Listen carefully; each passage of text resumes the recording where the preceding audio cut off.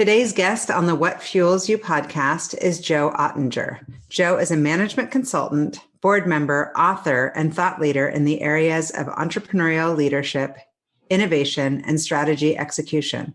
After a 15-year technology career, Joe co-founded a global management consulting firm called Kotter International with Harvard Business School professor John Kotter. After Kotter International, Joe founded his own management consulting firm called Iinnovate, which provides comprehensive strategic advisory services to CEOs and senior teams that are scaling, as well as CEO peer forum groups for CEOs of companies that are scaling. Joe is the author of books and articles on entrepreneurial leadership that have appeared in Forbes and CEO magazine, among others. Joe cares deeply about transforming companies, communities, and lives through innovation. Iinnovate, along with the University of Washington, has published the Best of the Northwest Innovation Ecosystem Guide for the last 6 years, providing insights for entrepreneurs, investors, professionals, service providers, and support organizations, as well as publishing the Greater Seattle Innovation Ecosystem Report Card, which takes a snapshot of the changes to and status of our innovation economy. Joe currently lives in Seattle with his wife and his 3 grown children. So good to see you. Thank you so much for being on the podcast. Well, thank you, Shauna. I'm glad to be here. Yeah, so fun. I'm excited for this one. Okay, I'm sure you've listened. You told me you've listened before, so you know I'm going to hit you with some rapid fire. Okay, well, what was the best concert that you've ever attended? No question, Bruce Springsteen at Cornell. I think it's his shtick, but he died on stage and they took him out, and then he played his last number. It was fantastic. Wait, when you say at Cornell, like literally at Cornell? Yeah, it was a concert that he played at Cornell University. Oh, how cool is that? My favorite musician is Clarence Clemens. I started playing the sax because of him. That's a different story. I didn't know you played the sax. Well, I know one song really well. You just became a little hotter. I'm like, look at Joe. Nothing hotter than a dude who plays an instrument. That's awesome. Okay, what are 3 qualities that you most admire in an entrepreneur? Integrity is my number one in any leader, that they do what they say they're going to do and that they present in the world with integrity. Second, what I admire most is just perseverance. I mean, I admire people who just are able to get through the barriers and move forward. And I guess the third one is the orchestration of great people. I think that's, ability to attract great talent and then get them to do what you need them to do. Which is more in your world than mine even. It is, but it's interesting because, if you just read about what CEOs should be doing with their time, a good chunk of it should be on recruiting. Yes. And I think the good entrepreneurs know that. Yeah. That they need to be the ones, obviously in conjunction, hopefully with Fuel Talent or with some other partner in some way, but it's taking that seriously are the ones who get it over the finish line. Absolutely. Much better. Yeah. Okay. I know that you've written so many books, but I'm curious, what's the best business book that you've read, or the one that you kind of most frequently recommend to others? There is Crossing the Chasm, but the same author wrote a book called Living on the Fault Line. And Living on the Fault Line was really all about what's core and what's not core. And at the time I read it, I was CEO of a company, and we were trying to figure out what to outsource and what we needed to do ourselves. So that one's a good one. It's kind of, you got to dust it off. It's old, but it still holds true today. Okay, I'm writing these down. This is awesome. I've gotten so many killer book recommendations, and every now and then I write them down, and then it's on my scribble pad. Where is that book? Right. And of course, I probably wouldn't read it anyway, but it's good for me to get inspired. Yeah. Okay, so if you could have one superpower, what would it be? The ability to fly. I'd like to be able to go places really quickly and see things and drop in on different events going on. It's probably I have that one too. So East Coast or West Coast, Joe? Oh, that's a tough one. I would I say know. half and half. I love the energy of the East Coast, and still, lived half my life on the East Coast, half on the West. And I like the balance and the innovation on the West Coast. Yeah. I feel the exact same way. Yeah. Okay, so if you had an extra hour in the day, how would you spend it? I probably writing. Oh, nice. Yeah. I knew you weren't I'll going to take say. golf out of it because I got hooked on golf not too long ago, like 5 years I took it up. And anybody who's taken up golf later in life, you can get hooked on it. Okay, so tell me everything. Tell me, I know you're from the East Coast. Where exactly are you from? And tell me a little bit more about your childhood. So I grew up in New York, in a place called Pleasantville. It's in Westchester. It's probably an hour north of New York City. It's literally Pleasantville. I've been Honestly, there. I know, it's like utopia there. it's where Reader's Digest is. We grew up in a political family. My dad was a U.S. congressman, and when he won Congress for the first time, my dad, you don't try to compete with his career.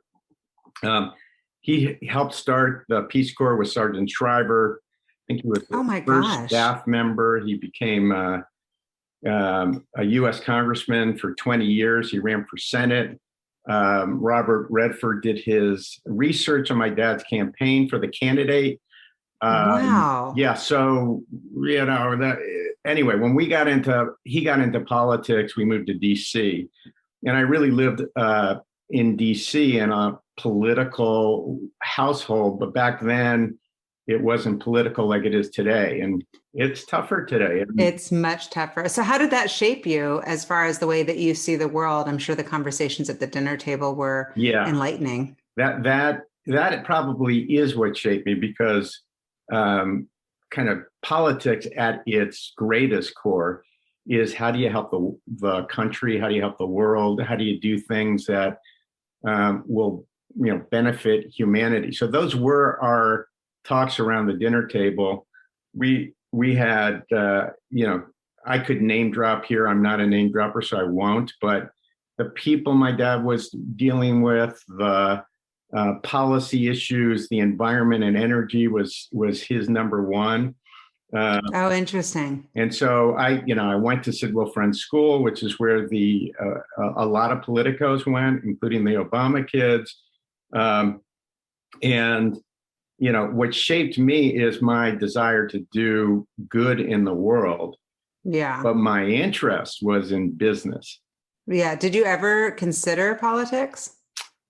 I think if I had stayed in New York, where the name was well known, I might have. But I don't like politics in any way, in business, politics, in, its pure form. I like building things. So I really was interested in business, and partly, like, my grandfather started a company called U.S. Plywood. And he died before I was born, but it was a huge endeavor, and was the largest plywood company in the U.S. My goodness. Bought by Champion Paper. And actually, the small world connection is there were paper mills out in the Seattle area, in the Washington state.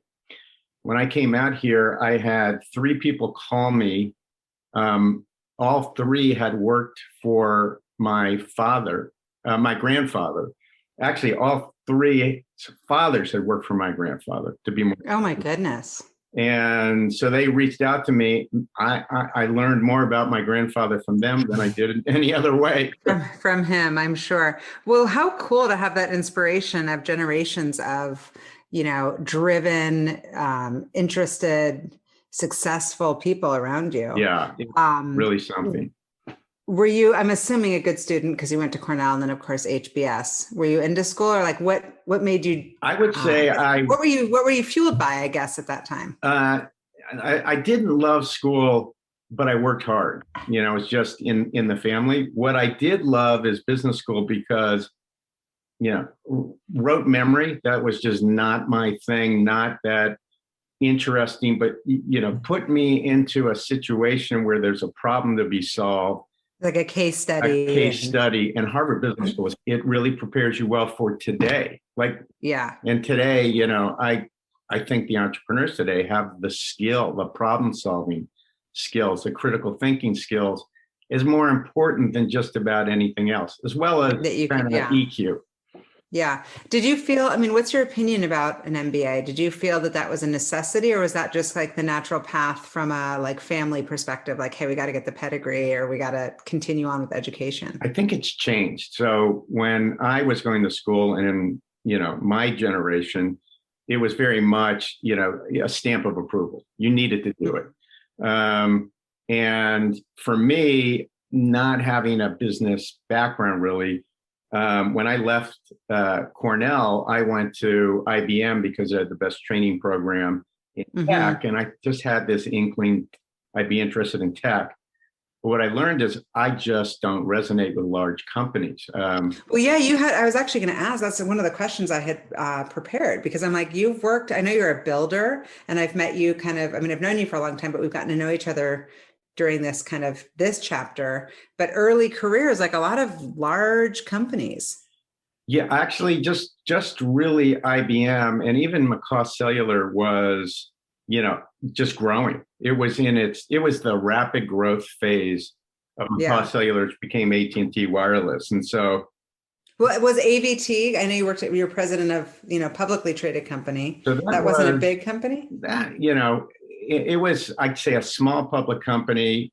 It was a kind of a $250 million in revenue company. It grew at the end of '99 to be $1 billion in valuation company. And back then that was really worth something. Wow. And then, kind of after the crash. So seeing market cycles is interesting. After the crash, it was back down to about 250 million. Yeah. Was the IBM thing something that happened because you got recruited out of Cornell? Yeah. Like, how'd you get that I got job, recruited out of Cornell. I knew I needed to get training. I wasn't trained in tech, and they had a phenomenal tech training course and a phenomenal sales and marketing kind of on-the-job training course, and it was the premier job you could get outside of, I was just going for the best. And well, and also the recognizable, as a recruiter, I'm like, get that recognizable name. You got Cornell, you got IBM. Yep. That's a great foundation for a resume to begin with for a 22-year-old. Right. And so then you went back to HBS in between there? And then I went straight to HBS. And then right after HBS, kind of because I wasn't, feeling like I was making an impact and my entrepreneurial genes kind of stood up, I started a company called AMC, American Management Company, with two business school friends and a professor. And we raised money very quickly, grew it, sold it after 5 years to a public company. And that's when I met my wife, Leanne, who you know, and we moved out to Seattle. Was that kind of a part of the deal? People, I met my husband in New York, and everyone's like, oh, good luck. And New Yorkers never leave. And that was never part of the deal. I wasn't sure I was going to come back. But, I've got my New Yorker husband out here too. Well, like a lot of people I know who've moved to Seattle, we came out in May. For 2 weeks, it was summer sunny weather, like every day. Leanne's father was selling hard. All the benefits and great things about. Well, and her family is so incredible. I couldn't turn that family down in Seattle. Yeah, exactly. The first winter we were here, we thought about moving back to Boston. And that's the winter where the floating bridge sank. Oh, you've been here a while. I remember that. Filled with water and sank, and they built a new bridge. So, so it was. It was a hard weather year, but fun. How do you go about making some of these choices? Whether it's, do I move to Seattle, or do I take this job? Do I go back to get my MBA? Are you a person who kind of makes pros and cons lists? Do you just go with your gut? Do you get a lot of info from other people? I would say I've had chapters. I kind of go.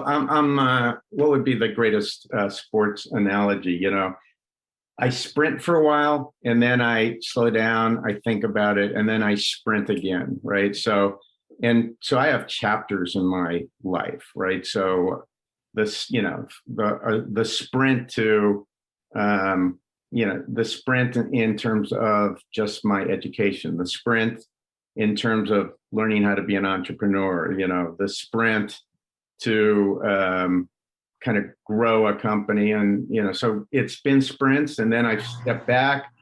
I usually write when I step back because I'm trying to get clear on something and it helps me get clear.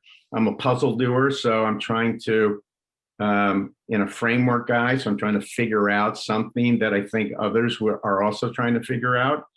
Yeah. If I could make it clear, it might help some others. So yeah, but I'm driven by doing well and doing good. So that's kind of the common theme through everything. And I'm always asking the question, am I going to be able to scale that up in my next chapter? Yeah, interesting. And so all of these different experiences have led you, I mean, we haven't even gotten into your consulting business and Iinnovate and all these other things that you've done, but to this point, I mean, obviously getting an IBM, and I want to hear all about Macaw. What kind of lessons were you taking away as far as the kind of leader you wanted to be, or who inspired you along that path? To me, the progressive leader. I wanted to be the progressive leader, and now I want to advise and help progressive leaders scale up their companies. Progressive, I mean, they're thinking holistically about the value they bring to their customers, the value they bring to their employees, the value they bring to the community. And they are thinking on multiple levels all the time.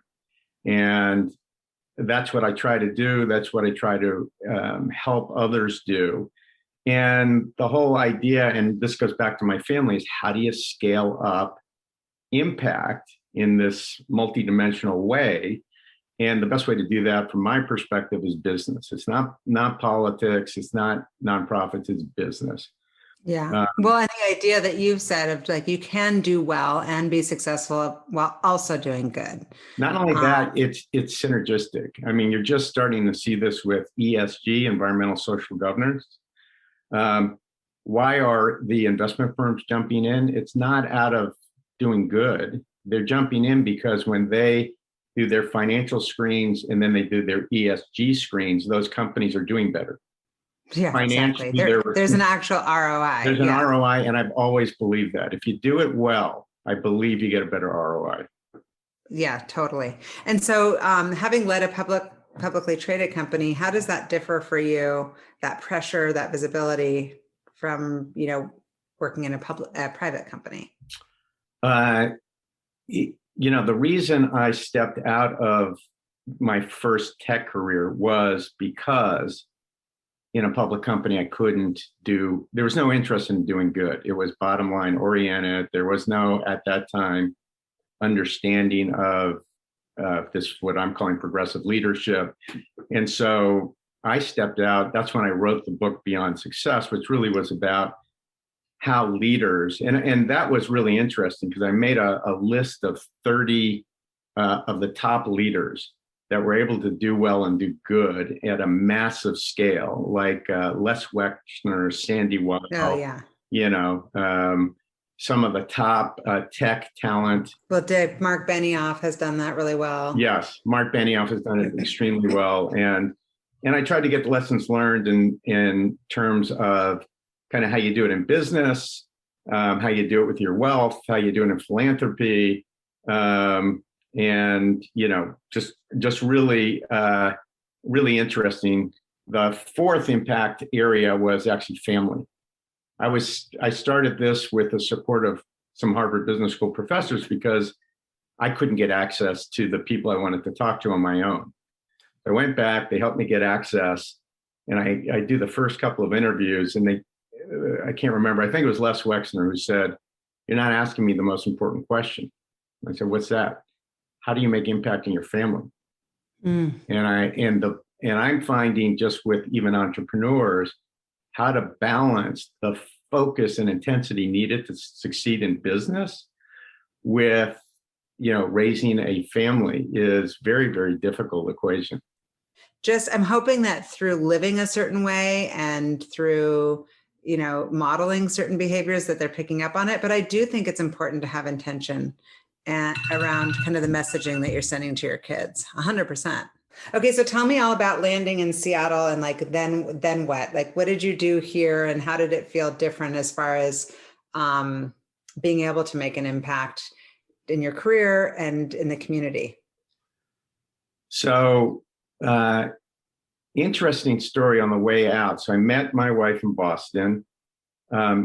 We went out and visited Seattle. We got married and we took a honeymoon where we wanted to go to China and then a couple of other countries and then come back. And now we're going to live in Seattle.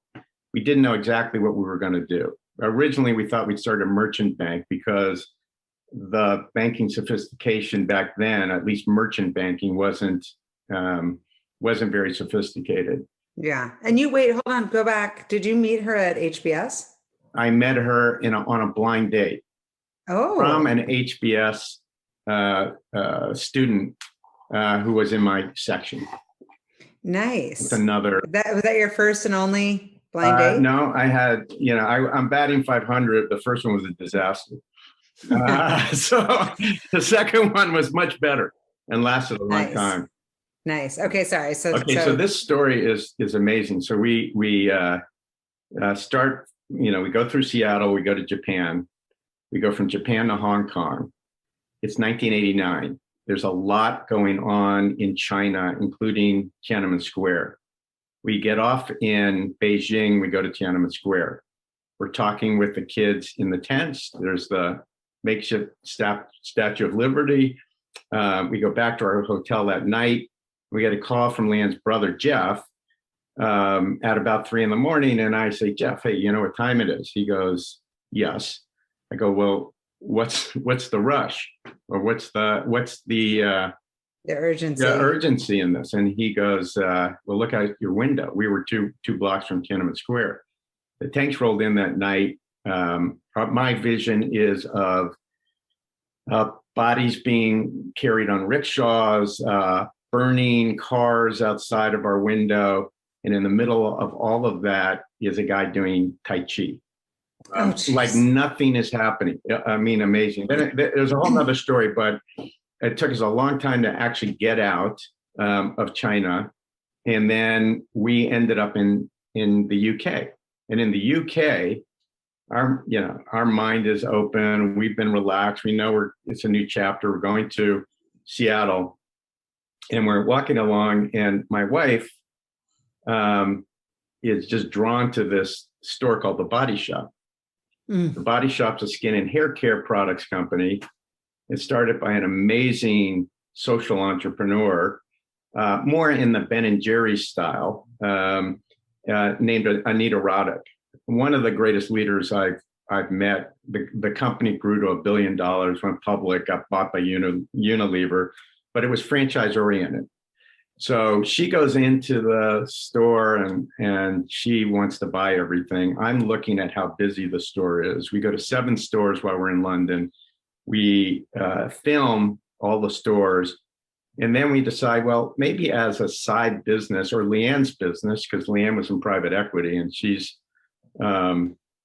she's now on public company boards and private company boards. She's a baller in and of itself, which is a whole other amazing conversation. Yeah, she really is. So, but at this time we were thinking of having kids and we thought a franchise could be great. And so we went to inquire in DC from a friend of our family's who's a franchise lawyer. And he goes, you came to the right person. I'm franchising The Body Shop in the US. It was just chance. And so we got the rights to The Body Shop in Washington State. And we got to learn how to do well, integrate doing well and doing good in a business with the greatest teacher you could possibly have. And we grew a successful business. We then sold it back to the body shop. And that was kind of chapter one of doing well and doing good. And what do you mean when you say doing well and doing good through the body shop? What's the specific example of that? So we made a significant amount of money every year at the body shop. So that was the doing well part. In doing good, we did a couple of things. One is, and this was franchise wide, this was worldwide. We would schedule people in the store, and then we would schedule, I say we, it's, Leanne and the management of our company into, a nonprofit, and each store would pick a nonprofit. So, okay, that was one thing. Second, the body shop did all of these, what they call trade not aid programs. And so because they needed natural ingredients, and Anita would go to third world countries, she would teach people how to harvest what the body shop needed, create a sustainable business in a village, and we would get, whatever it was, right? Whatever the specialty ingredient was. So it was just That's incredible. Where's Anita now? So she passed away. I think the company was bought by Unilever. She just had a massive heart attack and unplanned and passed away. And then the body shop has gotten watered down. And I think leadership and culture setting, something to be learned that it's hard to pass it on. And it's hard to pass it on once you're acquired, for sure. I love this body shop story, but I don't understand why you sold it back. Like, it sounds like it's a money machine and a feel-good business all at once. Okay, so it's a side trip, but body shop was needed to open more and more stores in the U.S. quicker than was reasonable given the financial structure for franchisees. So in the secondary malls, for instance, body shop franchisees couldn't make money. Right, because of the rent, fixed costs, and over that fixed cost, you make money. Yeah, we were in Bell Square, and we were in South Center, Northgate, downtown Pacific Place. Yeah. And they were all doing well. So we were doing well, but then they wanted to open other stores. And so we saw what was coming was a disaster because the company stores were discounting. That wasn't good for franchisees either. So we went, and actually Leanne and I presented to the board, the public company board of the body shop, two options. One was kind of get more margin, give more margin to the body shop on royalties if you're doing really well, and give less royalties to the body shop if you're not doing well, essentially. And the option number two was just buy back all the body shop, make them all company owned, which is what they ended up doing. Interesting. Yeah. Interesting. And so when did you decide to do Kotter Management Consulting? Like, I loved learning a little bit more about this experience, but super curious because you're kind of an operator. And I always think of management consulting as being an outsider. Like, how do you balance those two things as far as getting inspiration and feeling successful? In writing the book Beyond Success, I was connected with John Kotter. And John Kotter is one of these iconic professors on how to lead change. He's written over 20 books on the topic. And he really wanted to make an impact more than just research. So he's a Harvard Business School professor. And he was looking to find a way to, and this was our mission, millions leading and billions benefiting. So already you have a leader that cares, a progressive leader. Aligned values. Values, the whole thing. However, he's never built a business. Just because he knows everything about leading change in businesses globally around the world, he didn't know how to build a business. So there were four of us that partnered with John to start this consulting firm. And it was really about building a business. right? And It was who were you targeting? entrepreneurial. Yeah. Who were you targeting? Like what kind of customers did you work with and what problems were you trying to solve for them? So whereas my focus for, the last 10 years has been scaling up companies, this was working with global companies at the C level.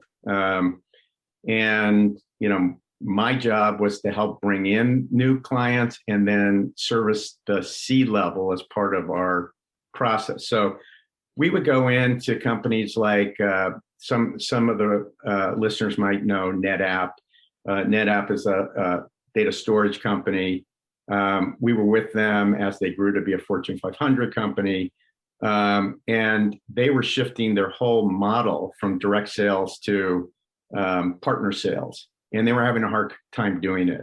So we used the Kotter process, 8-step process for change, to help them actually make that switch. And just as you know, in big companies, the challenges are different and the same.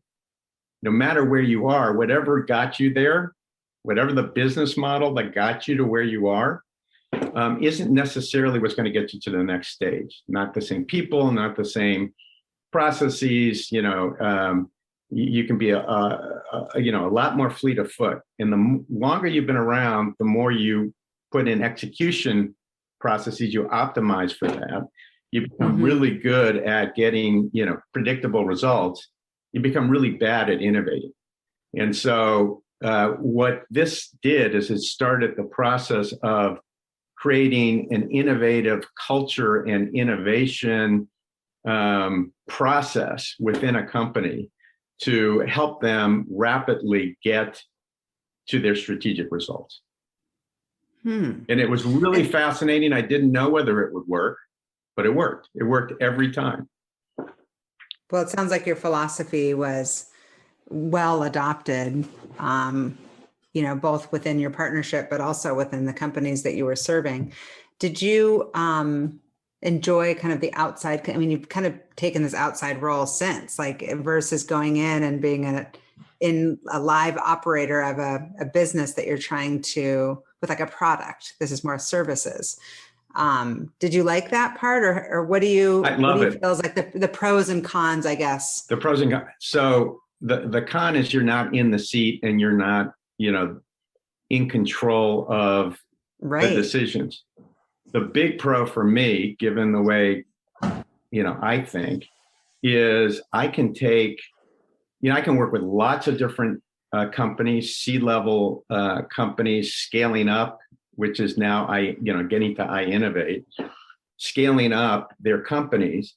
I can learn and understand what they're doing that works, and then I can bring that into a model to then be able to help others even better. And I love that. So it led to creativity. It led to writing another book called "It's About the Innovation Journey." It's called Iinnovate. It's why the company's named Iinnovate. Yeah, I love reading Iinnovate. I read that a few years ago. It's really, really good. And so did you have to kind of exit Kotter in order to launch Iinnovate, or was there a transition there? I exited Kotter. Again, working with large companies is so different than working with entrepreneurial leaders. There's a lot more politics and things that make it difficult. But my energy comes from these progressive entrepreneurial leaders, these leaders that are trying to really have this multi view of the world and of their stakeholders and really grow great companies. So today, I'm working with, probably me and others in my company, probably about 20 companies, of which 2 are unicorns. Another, I would say 10 have monetized and have gone around to start their next one. And how cool is that? That's got to be so satisfying. It's so great because, they've got the bug the same way I do. They did one thing, they grew it, and now they're going to go and do it again. And so it's really, And really fun. what's the exact kind of value that you're bringing to them? Are you, and is there a board seat involved, or is it I usually advisory? don't like taking a board seat only because I don't love governance. Yeah. I'm a strategic advisor. I bring methodologies, it kind of how do you build a business operating system and how do you lead a growth company? Those are the two things that I bring to it. And then I bring this whole wealth of an ecosystem of advisors and supporters, and which led to writing this report that just came out for the 6th time with the University of Washington. What's the business model? And if there's someone who's listening who's like, oh, I have a company and I could use this. Like I'm listening, I'm like, we could use this. What's the target, like perfect client for you or partner? It's a company that's aspirational. So they can be $5 or $10 million in revenue, but they want to be $100 million company, right? They want to grow significantly. So the aspiration is really important because then you're going to try to do things, and you need capabilities and you need financing to go do that. So I would say that's kind of middle market target, and then hopefully we stay with the company for multiple years as they grow. The unicorn companies, I typically been with them 2 or 3 years before they got to that point. And what's the business model? They pay you they pay me a retainer, and sometimes I get equity. Yeah. And then, I have a mastermind group. So one of the things that I found really valuable, I've been in YPO, and it's a CEO network. It's where you have peers, and, you can sit down and you absolute confidentiality, talk about the current most important issues you have on your plate. And I don't think there's anything better than that. So I started a mastermind group 3 years ago. Most of the people are still the same. Do you have one group or more than one group? We're just starting a second group. And so, yeah, that would be a great, it's the greatest value. You could talk to anybody in the current group. I have, and they all get so much value. Yeah. If you're coming in to meet with a company and it's day one, and they potentially are going to partner with you, what types of things are you trying to get out of that first meeting? Is it around culture? Is it around scaling, hiring, P&L stuff? What we're trying to get out is where you are in the maturity of your business operations, your leadership, and your ability to scale. We're asking questions about financial value, how that's created, so we can understand how you're thinking about it. And then we're helping work with you to build a roadmap. If you're at 20 million and you want in the next 5 years to get to 100, we're looking at the drivers and then trying to we say roadmap first, instrument. So we work on OKRs and KPIs and really getting the right measures so that you're getting the right activities and right outcomes, and then all the way down to execution and processes. So, but we're doing it mostly with the senior team and probably the next level down. And what about meeting with the team to see if there's any gaps or any conflicts around personalities or just stylistically, like this person's not a culture fit? And then what do you do? Do you partner with other people to try to get a coach, or do you take a role there too? We have one person who is a phenomenal executive coach, and then we just partner with outside people. And it is, so there's kind of three things. We're looking at strategy execution. So we're looking at the financials, we're looking at the organization, we're looking at leadership. So that gets into we'll assess leadership, we'll assess, we do this, organization of the future, which we believe should be done as a matter of course every year. So, okay, well, who do you need for the next 2 to 3 years, right? And who do you have today? Interesting. And What cool work. That yeah. must be so. So it's very holistic, is what I would say. Yeah, love it. So the book, Iinnovate, what was your process for writing it and the goal of it?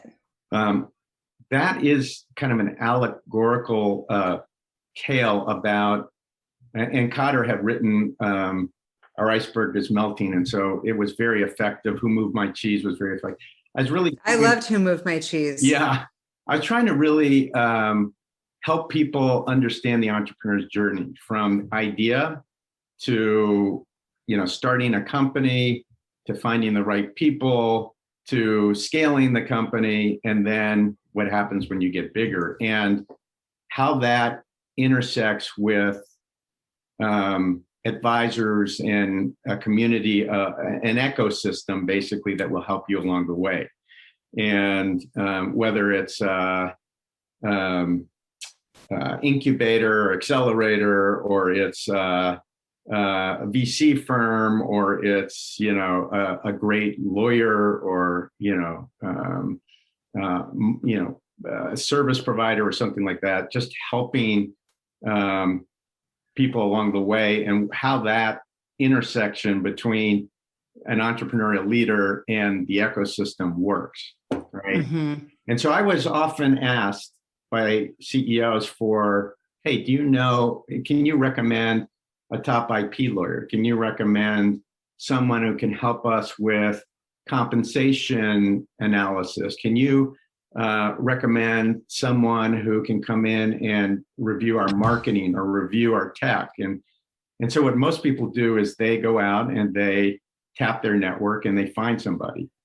I didn't want to do that. I wanted to do something more comprehensive. So what I did is I went to the University of Washington and said, will you partner with me?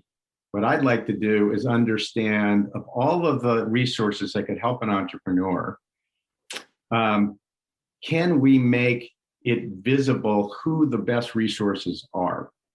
And let's do it this way. Every VC firm or investment firm has people they rely on in all these different areas, experts, that they call in to help their companies or support their companies when they need help, from VCs to PE firms, right? They all have their own, and they were hoarding it. And so my promise was, if you share that, then I'll share back with you in this report what other VCs, PE firms, angel networks, are, who they're relying on. And that started this innovation ecosystem report for Greater Seattle. And we just published the 6th version of that. And it's really the most comprehensive guide to who's who in the tech and life sciences community that can help entrepreneurs be successful. And so how did you, who's involved with the interview process? So who gets to answer those questions? Just VCs and angel investors? And started out with just VCs and angel investors and PE firms, and with University of Washington now Foster School students, who I basically guide them. And this year with Emmer Dooley was just a fantastic experience, and they get a ton out of it. They get to know who's who in the whole community. And in terms of interviewing, it's expanded. It expanded beyond the VC and the investment community to now CEOs, right? Yeah. So I'm sure they can give the best feedback for sure. And so what is the framework for evaluating, the innovation economy? So there's 2 reports. One is the Best of the Northwest. This is a 65-page report on investors, family offices, angel networks, VCs, lawyers, accountants, et cetera, service providers. Fuel talent is in there proudly. Yeah. I don't know if we've made it all 6 years. Maybe. I think you have. You've made it all 6 years. Well, that makes me happy. So that's one report, and I explained how we do that. And then we created a framework for looking at the innovation economy. And again, this is totally a give back thing that I was interested in. How do you build a high quality innovation economy that provides great jobs, creates growth, commercializes innovation that can improve the world and all of that. So there's really 4 circles in there. We created a model. One is innovation. What's your innovation ecosystem look like? How much money are you getting into the system through federal grants and other investments in innovation? How many patents are you producing as part of that? So that's one. The startup community. So how many companies are getting started up? How much funding is going into it? Are they getting from startup to scale up? Are we actually creating jobs sustainably? Or are we just churning? And then how do we compete regionally against other states, other regions? And then how do we compete globally? So we look at external reports where people have spent a ton of time in each area, and we aggregate those reports. So we're not doing independent research very much, except for validation. And we're tapping those each year to understand, where we are. So last year, for instance, we were still fairly weak in the startup ecosystem, for instance. We weren't getting enough money into. Well, yeah, I was about to say what area, probably just the funding part. We definitely, I think that's been a glaring thing for many years. And so how do we compare to other cities? And are you going to roll this out to other cities, or is this a Seattle thing? So far it's a Seattle thing, but it gets wide distribution and, from VCs in Silicon Valley and blah, blah, blah. And all over. And so what are our greatest strengths, and where are we weak? Where can we improve? Yeah. So the greatest, so we're really strong. We're strong in all 4 areas. We're really strong in the innovation side. Of course. We get a ton of money. We have, if you think of life sciences, we actually have the ability to grow that even more. And then tech, we rank 4 overall in terms of funding, and 4 overall of all states in terms of patents granted. So we're really strong there. Startup, I would say we've just gotten stronger. Biggest weakness in that area is really seed investment. It's a lack of angel investments in early stage. So we grew even during COVID, the amount of capital that went into tech grew significantly. The tech sector did well, even though all these other. Oh yeah, we've never been this slammed. Interesting. So super interesting. Yeah. And then I'd say the area that we're now to look out for. So we went from kind of an adolescent to maturity, right? As a overall in our innovation economy. With maturity, you have the risk of what has happened to Silicon Valley happening to us, which means we're getting too expensive. It's not attracting talent. It's not as affordable. It's not as, I wouldn't say we're not attracting talent. We are attracting talent. So what's next for you? What's this next chapter going to look like? Yeah. So my father's and mother are role models. My dad still works at 92. Oh my goodness. 40-hour weeks. He's dean of a Pace Law School in Westchester. My mom was a Freudian psychoanalyst, just stopped taking patients 2 years ago. So I plan on working. I get a lot of positive from work. So there is a next book. It's tentatively called Orchestrate, and it is taking this process to help leaders scale up of road mapping, instrumenting, orchestrating, and navigating along the way, and then elevating everything, the processes, the people. So that's fun, and it's just based on what we've been doing. It's kind of like what we did with Kotter. I can't wait to read it. we're trying to get a second mastermind group, but it's not easy because there aren't that many companies that's scaling up. There's a lot of startups, but you have to be passionate. And what about it as far as Iinnovate and the company? Well, we spun out one company already, which is OKR Advisors, because there was such a hype around objectives and key results. And we're very much thinking about how do we disrupt management consulting by taking this orchestrate model and seeing if we can automate the way, so you don't actually need an outside consultant. You could literally build this system for yourself and then populate it with information that helps you consistently grow your business and look at the right things and have that up to date. Interesting. How are you balancing all of this? I mean, we're probably going to be like your dad, like 92 and still working, but how do you balance, success in your personal and professional life? Do you have like systems and processes, or do you just take that kind of pause like you were talking about to plan? It's mostly planning. And then if I could have advised myself a number of years ago, I would have said, go out on your own sooner. Because as soon as you go out on your own, you're your own timekeeper. And when you're working for somebody else, they're your timekeeper. And so I feel very much freed up to work whenever I want to work.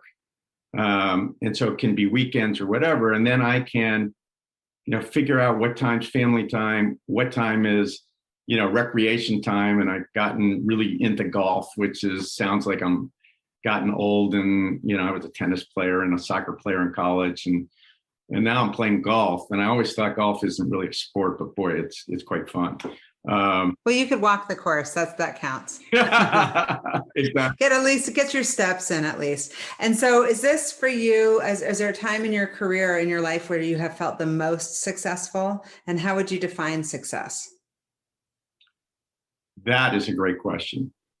Because I think about it in terms of my kids, and I tell them success is not about money, right? Success personally is enough money to live the life you want to live, but don't measure yourself by the money you make. Success is you living your life, whatever you decide fills you up, makes you happy. And for me, I can only speak for me, it's contributing back to improving the world. And then you must feel successful because you're doing it. So now is the happiest point in my time because it is my own. It's my own. But hey, somebody awesome. Decided that they wanted to really, be a ski instructor, I would say, and it made them happy, and they could have a family if that's what they wanted. Fantastic. I totally love that philosophy, and tell my kids the same thing. So what's your ultimate fuel? I'm guessing that I know the answer because you've kind of there's been themes throughout this conversation, but what fuels you? Progressive leaders. That's number one, progressive leaders, and figuring out a really great and productive way to support them and scale up something that will be a benefit to them. And those two together are magic for me. So I have think time and I have, time to work with leaders actively. And that combination is just magic. Yeah. Awesome. For those people who haven't yet read the report, where can they find it? It's on our website under resources. And you'll see both reports. And then you'll see a little bit of the history of our innovation economy as well. www.iinnovatenetwork.com. 2 I's, 2 N's.